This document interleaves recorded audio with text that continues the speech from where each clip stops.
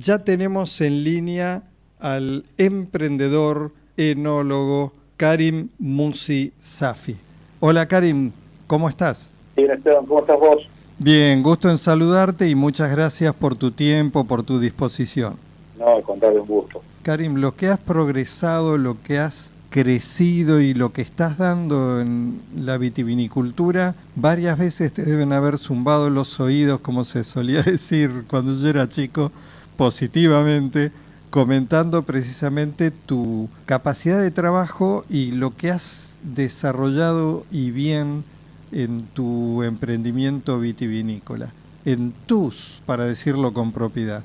¿Por qué no nos resumís? Contanos cuál es tu enfoque, cuáles son tus emprendimientos. Bueno, muchas gracias por tanto piropo, pues lo aprecio en general y más si viene de vos, que lo hacés de forma imparcial, por la simple percepción de lo que ves de afuera o comparándolo con otros proyectos o otros colegas. Estaría bueno transformar todos estos piropos de la gente amiga en plata, o que el gerente del banco se los creyera y me prestaran, usarlos de garantía, ¿no? Como caución, y que el banco me prestara más guitas. Pero en definitiva, bueno, para los que no me conocen, yo empecé hace 20 años en un paraíso terrenal que se llama La Consulta. Mi familia tenía una propiedad, una bodega muy antigua. Fundamos junto a mi padre y comenzamos a trabajar en lo que es Alto Cedro, con el beneficio de ser un proyecto que se localizó en un lugar muy importante de la vitivinicultura argentina, y que con este concepto de ser proyecto 100% de terroir nos ayudó a poner en el mapa la bodega, gracias a las bondades y a los beneficios de elaborar vinos 100% de La Consulta. Años más tarde, con el mismo concepto, lo replicamos en Cafayate, en Salta, con el proyecto Abras, donde también nos da mucho placer y es otro paraíso terrenal hermoso, y donde me encanta laburar, me encanta la gente que vive y trabaja allá. Es un lugar maravilloso. Y finalmente en el año 2012 compramos una propiedad en Maipú, donde fundamos la bodega Landes y el concepto Landes, que es el único proyecto que no está 100% atado a un terruño, sino que nos permite hacer vino a lo largo de los Andes. En definitiva, es mantener esa escala de pequeños proyectos dentro de un portfolio que ha ido creciendo.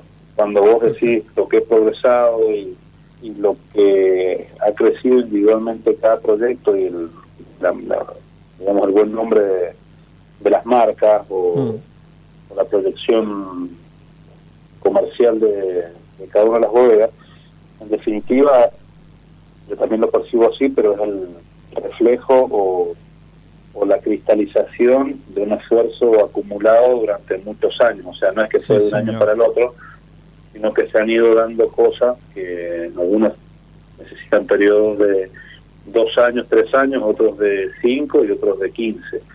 Yo empecé hace 20 años atrás y bueno, recién ahora estoy pudiendo ver y disfrutar el resultado de esta acumulación de esfuerzos de tanto tiempo.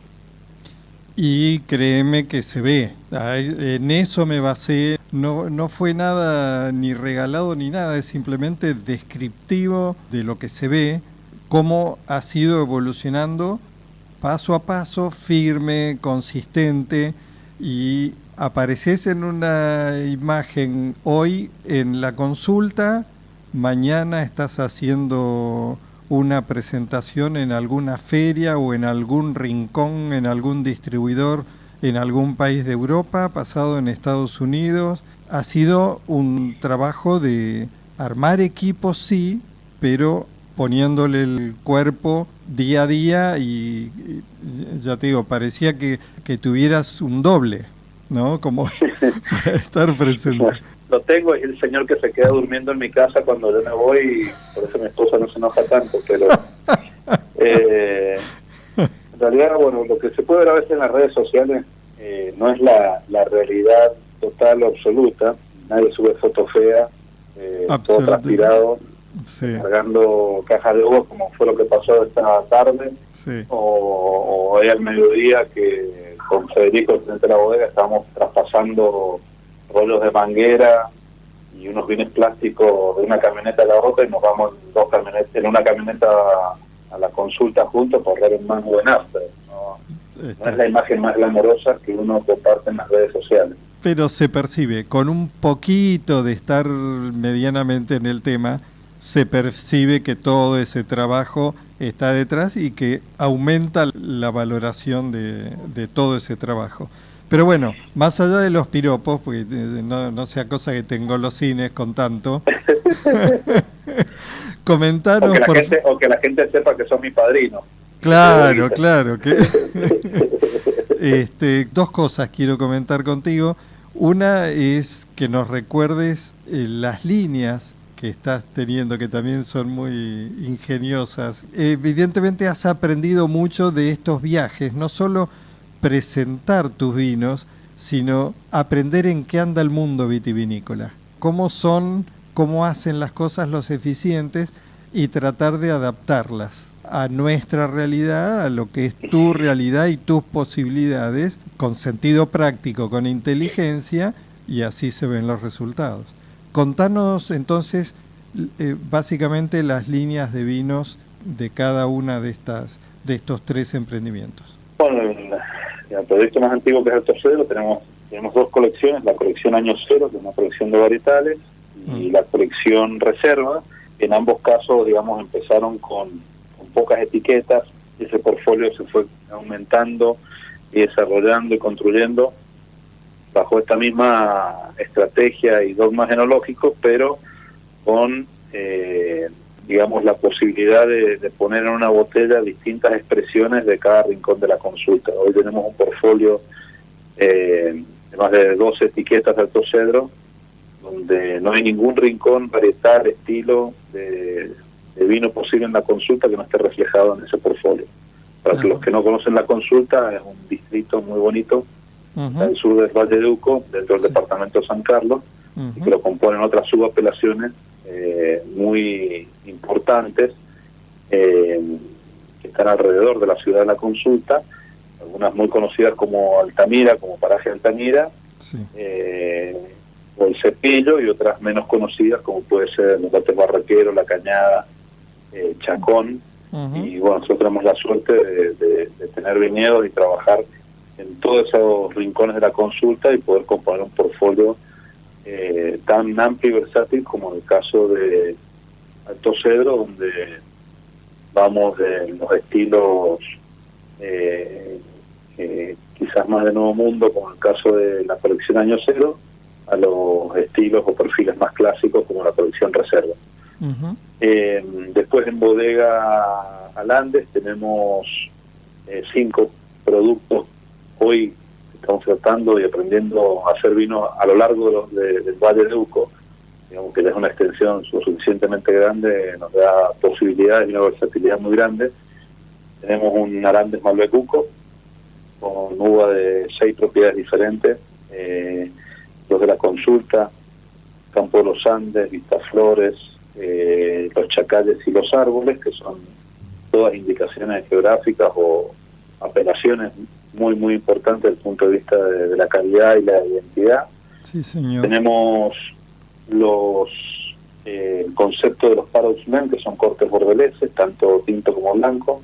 El blanco no lo probé, pero el tinto me encantó cuando lo probé. Es un vino riquísimo. Bueno, muchas gracias. La verdad que el tinto, yo siempre digo, los Paradox, en este mundo posmoderno donde muchos colegas tratan de buscar nuevos extremos, nosotros nos distinguimos con el sabor más clásico y tradicional de un corte, como el de un corte bordelés. En el caso del tinto, en un corte de Malbec, Cabernet Sauvignon, Petit Verdot, Merlot y Cabernet Franc. Y en el caso del blanco, es un corte tradicional de Semillon, Sauvignon Blanc. Y la verdad que en ambos casos nos ha ido muy bien, ha sido muy bien recibido, y ya vamos por la 5ª edición del tinto y la 3ª edición del blanco. Uno empezamos en el 2012 y el otro en el 2015. Y después corona el portfolio un espumante, un Blanc de Blanc, Champenois, y un Cabernet Franc 100% con uva de la consulta y de los chacales. Ese sería el portfolio de Alandes, que es quizá el proyecto más nuevo, pero el más ambicioso al mismo tiempo, donde la idea de ampliarnos y seguir haciendo vino a lo largo de los Andes nos va a permitir explorar cada rincón de la cordillera en toda su extensión y en ambos lados. Así que ojalá pueda seguir creciendo ese proyecto y encontrando argumentos en distintos lugares para poder ir creciendo en cada uno de los lugares, o con nuevas etiquetas, perdón. Sí. Y finalmente lo que hacemos en Cafayate, que es ahora, tenemos 2 etiquetas, Torrontés y Malbec, y estamos trabajando en un corte de reserva de Malbec y Tanat. Y además reciben gente en un lugar muy agradable y muy accesible, allí en la zona de por Coquimbito, en Maipú. ¿Tienen que llamar previamente para concertar visitas? Sí, mantenemos el formato de visita personalizada y exclusiva, donde digamos, son personas atendidas de manera exclusiva por uno de los chicos que trabaja ahí, y la idea es que no sea algo masivo ni a escala muy grande, pero bueno, que en un solo lugar, en esa cava, o la cava de Karim Musi, o Ave María Purísima, como se llama el lugar, uno puede encontrar todos los vinos los que yo estoy involucrado enológicamente, inclusive aquellos proyectos en los que trabajo como asesor, en un solo lugar. Entonces es una experiencia multiterroir, multimarca, donde en un ambiente muy bonito de una casa de 1904 se puede disfrutar todos estos vinos en las mejores condiciones de degustación.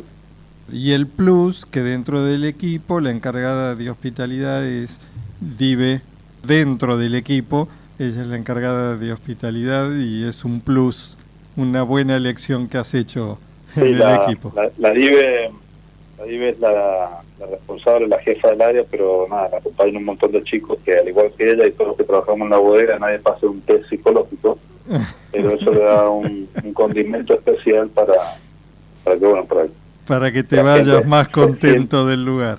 Sí, que la gente se sienta bien y que perciban que es una atención como si estuvieran visitando nuestra propia casa todos los días, y que cada visita cuenta y que cada visita se atiende con la máxima rigurosidad, pero también con todo el cariño y generosidad de alguien que se toma el trabajo de ir y golpear en la puerta para probar nuestros vinos.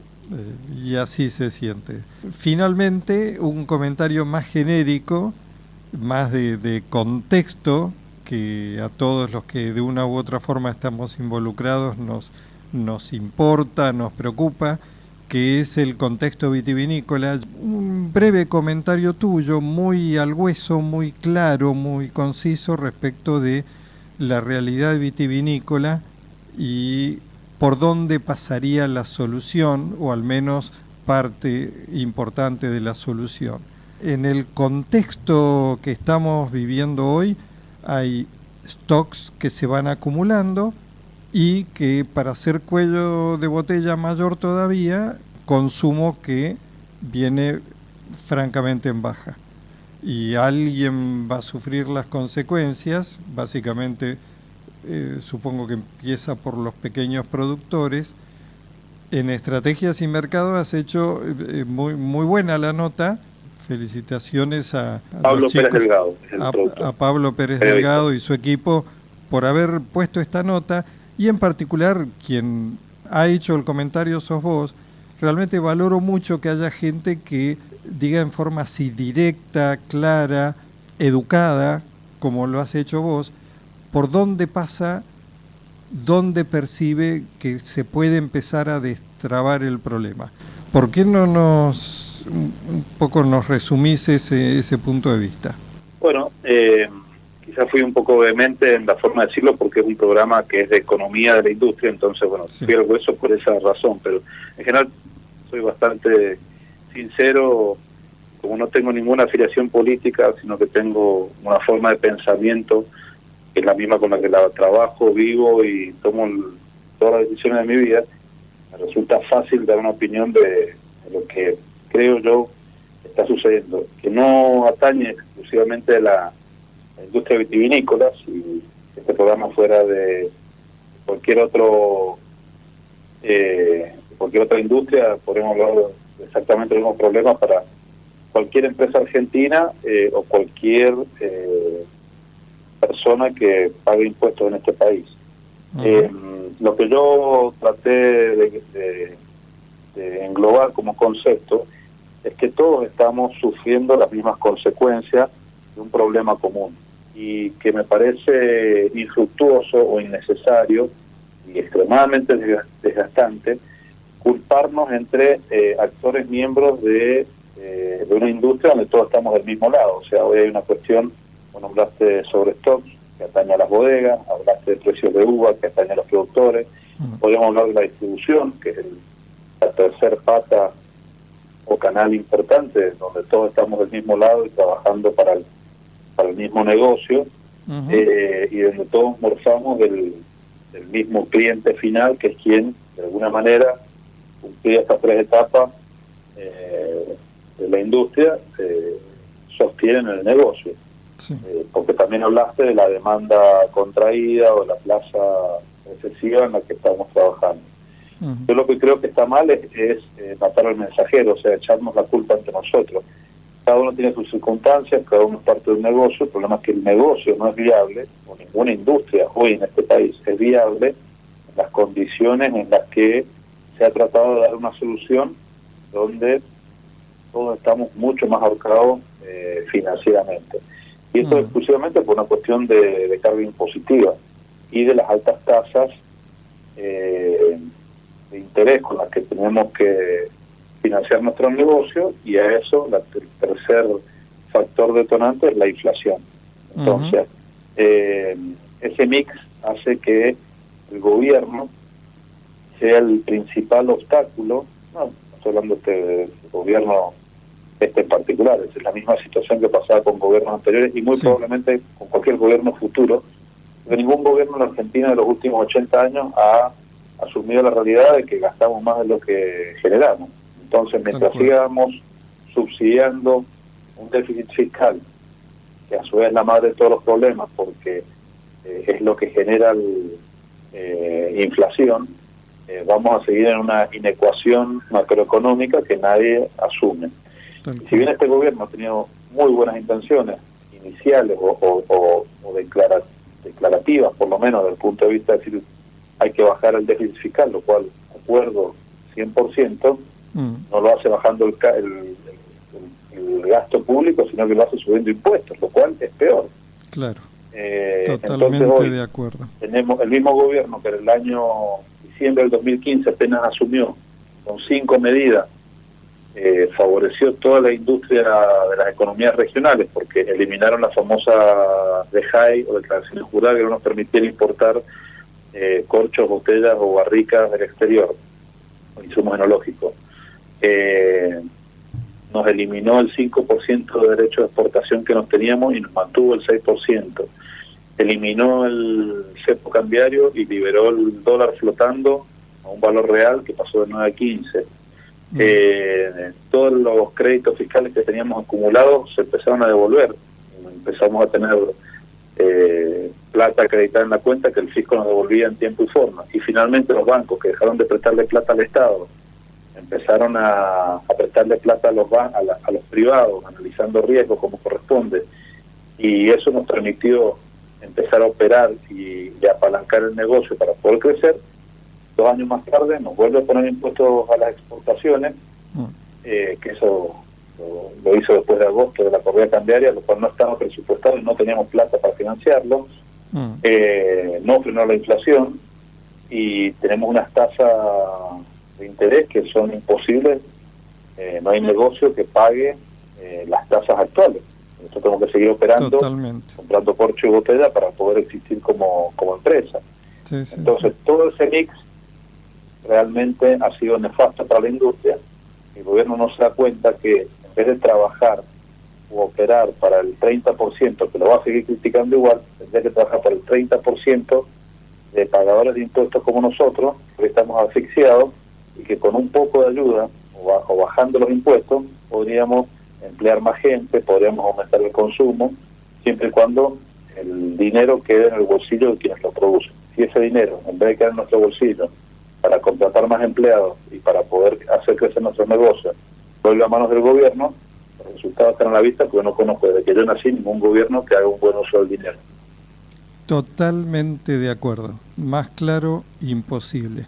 Realmente te agradezco, realmente una claridad y una capacidad de síntesis que admiro. Karim, gracias por este rato, esta charla surtida y por tu tiempo. Felicitaciones una vez más por todo lo que has trabajado y has logrado. Así que te agradezco, gracias por darnos un espacio, gracias por percibir todo lo que hacemos, porque es una suma de esfuerzo de todas las personas que trabajamos juntos. Somos 24 locos trabajando en todos estos proyectos.